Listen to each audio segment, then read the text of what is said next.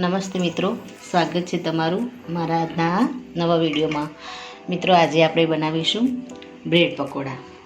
તો એના માટે મેં 5 થી 6 નંગ બટેકાને ધોઈ અને બાફી અને એની છાલ કાઢી અને મૂકી દીધા છે. આને આપણે થોડી વાર માટે સાઈડમાં મૂકી અને પહેલાં તો આપણે પકોડા તળવા માટેનો લોટ તૈયાર કરી દઈશું.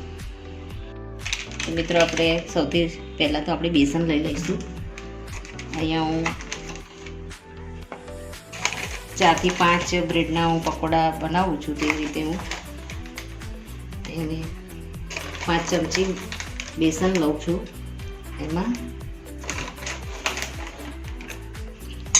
સૂજી એડ કરીશું.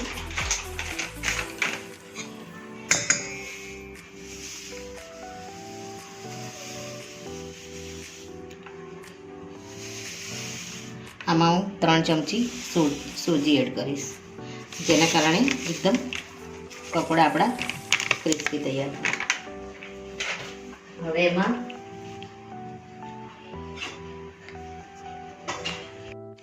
મિત્રો હવે આપણે ચપટી અજમાને આપણે હાથથી મસળી અને આમાં એડ કરી દઈશું.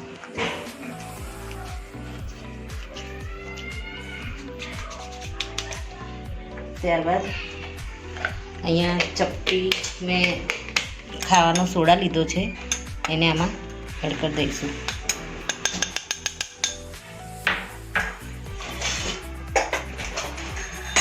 ત્યારબાદ જરૂર પૂરતું આપણે આમાં મીઠું એડ કરીશું.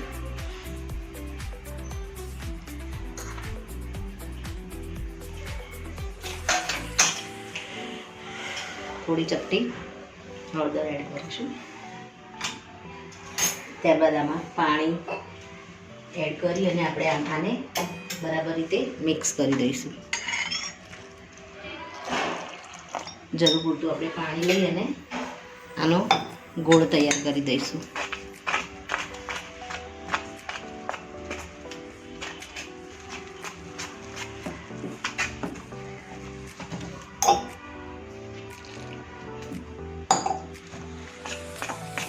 આ રીતે થોડું થોડું પાણી એડ કરી અને આને સરસ રીતે આનું બેટર તૈયાર કરી દઈશું. મિત્રો, આપણું પકોડા માટેનું બેટર એકદમ રેડી થઈ ગયું છે. આપણે આ રીતે એને બહુ જાડું અને બહુ પતલું પણ નહીં, આ રીતનું આપણે મીડિયમ રાખીશું. હવે આને થોડી વાર માટે ઢાંકીને મૂકી દઈશું. મિત્રો, ત્યાં સુધી આપણે આ બટાકા જે રેડી રાખ્યા છે બોઇલ કરીને, અને આપણે આ રીતે એની છીણ કરી દઈશું એને, જેથી કરીને એની અંદર ગાંઠો ના રહી જાય અને એકદમ સરસ રીતે આપણે બ્રેડ ઉપર સ્પ્રેડ કરી શકીએ. આ રીતે એને બરાબર છીણી લઈશું. આ રીતે એની છીણ કરી દઈશું. બટાકાના મેં ઓવરકુક નથી કર્યા. ઓવરકુક આની અંદર એકદમ સરસ રીતે એની છીણ પડી જશે, એટલે એમાં પાણી પણ નહીં છૂટે અને તળવામાં પણ આપણને ઇઝી રહેશે. આ રીતે એની બધા બટાકાને આ રીતે કરી દઈશું આપણે.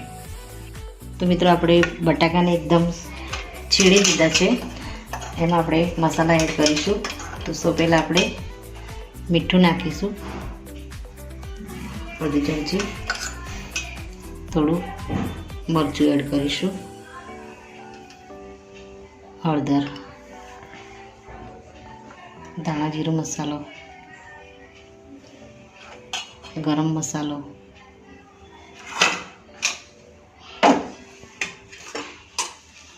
ઝીણા વાટેલા મેં મરચાં લીધા છે, એને આમાં એડ કરીશ. અને કોથમીર ઝીણી સમારીને લીધી છે, એને પણ આમાં એડ કરી દઈશું. ત્યારબાદ એક લીંબુનો આપણે અડધા લીંબુનો રસ એડ કરી દઈશું આમાં.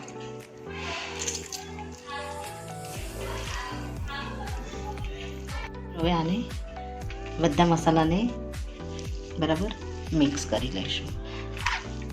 આમાં આપણે લીલા મરચાંનો ઉપયોગ કર્યો છે, એટલે સૂકું મરચું આપણે લાલ મરચું ઓછું એડ કર્યું છે અને મસાલા સાથે બરાબર મિક્સ કરી દઈશું.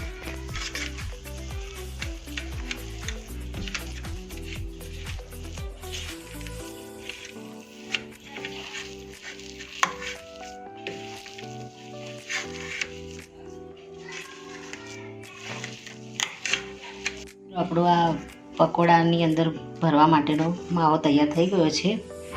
હવે અહીંયા મેં બ્રેડને કટિંગ કરીને રાખી છે આ રીતે. હવે આમાં આપણે બટેકાના માવાને સ્પ્રેડ કરી દઈશું.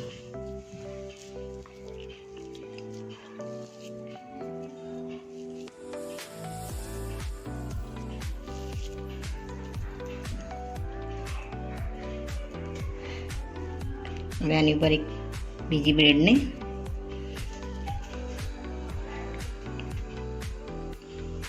એના ઉપર પ્રેસ કરીને આ રીતે બ્રેડને તૈયાર કરી દઈશું.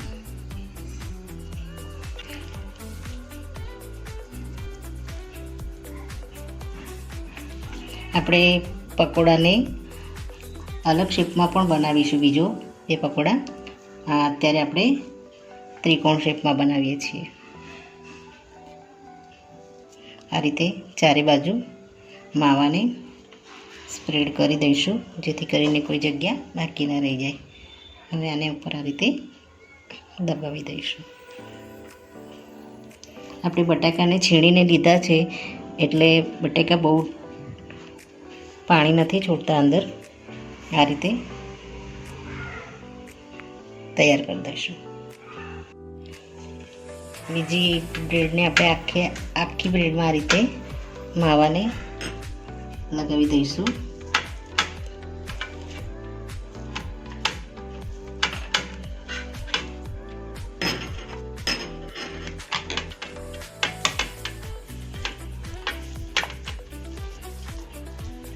આ રીતે મેં આખી બ્રેડમાં આપણો બટાકાનો માવો લગાવી દીધો છે. હવે આના ઉપર આપણે બીજી બ્રેડને દબાવી દઈશું. એના પર આપણે આ રીતે હવે આને કટ કરી અને આ શેપમાં જ આપણે આને ફ્રાય કરી દઈશું. આ રીતે આ શેપમાં એને ફ્રાય કરી દઈશું તો એક અલગ શેપ આપણને મળી જશે.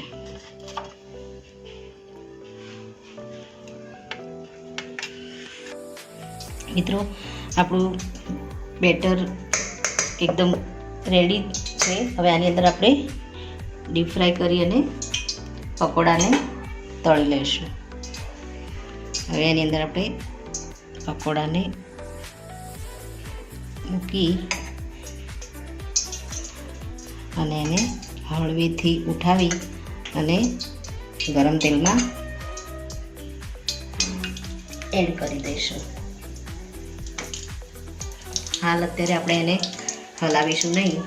તેલ બરાબર નીચેથી આપણે ચડી જાય પકોડા પછી આને પલટાવીશું.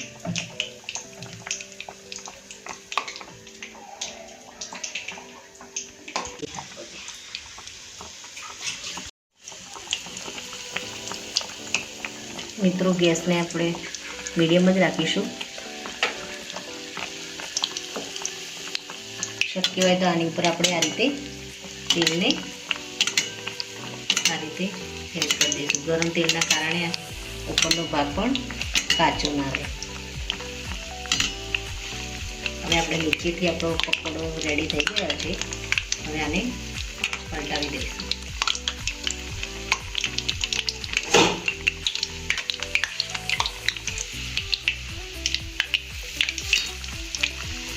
હવે આને બરાબર થવા દઈશું.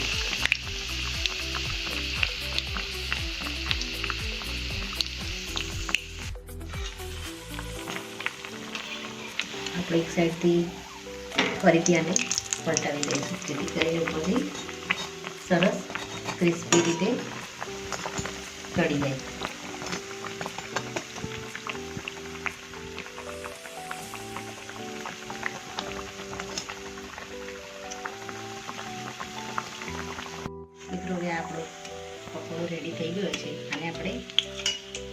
કાઢી લઈશું.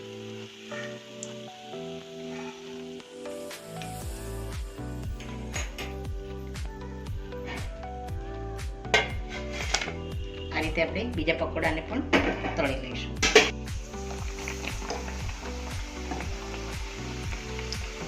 ગેસને આપણે મીડિયમ જ રાખીશું જેથી કરીને દાજી નહીં.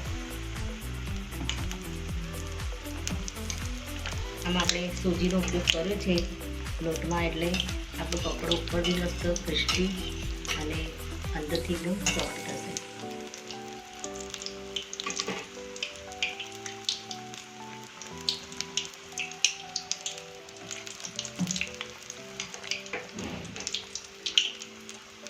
મિત્રો આપણા ત્રિકોણ શેપવાળા તો પકોડા રેડી થઈ ગયા. હવે આપણે જે આ રીતે બ્રેડને કટિંગ કરીને 3 ભાગમાં જે કર્યા હતા એને આપણે ફ્રાય કરી લઈશું.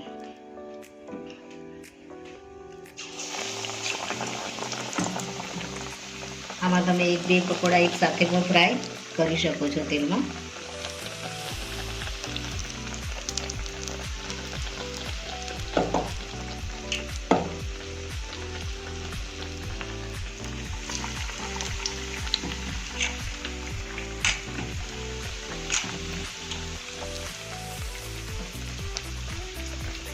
હવે આને નીચેથી બરાબર ક્રિસ્પી થાય એટલે આને પલટાવી દઈશું.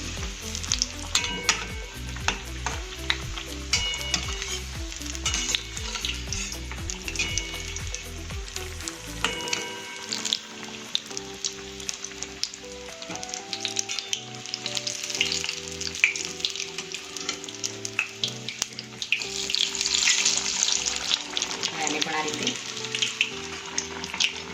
પલટાવી અને થવા દઈશ બંને સાઈડ.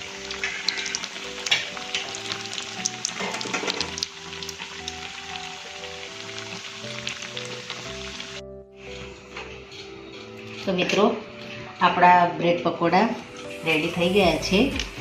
એને મેં મરચાં સાથે સર્વ કર્યા છે. તો મિત્રો આપણો આ વિડીયો અહીંયા પૂરો થાય છે. જો તમને મારો આ વિડીયો ગમ્યો હોય તો લાઈક કરજો, શેર કરજો અને તમારી ચેનલ દેશી સ્પૂનને સબસ્ક્રાઈબ જરૂરથી કરજો અને કોમેન્ટમાં જરૂરથી લખજો કે તમને આ મારી આ રેસીપી બ્રેડ પકોડાની કેવી લાગી. થેન્ક યુ મિત્રો.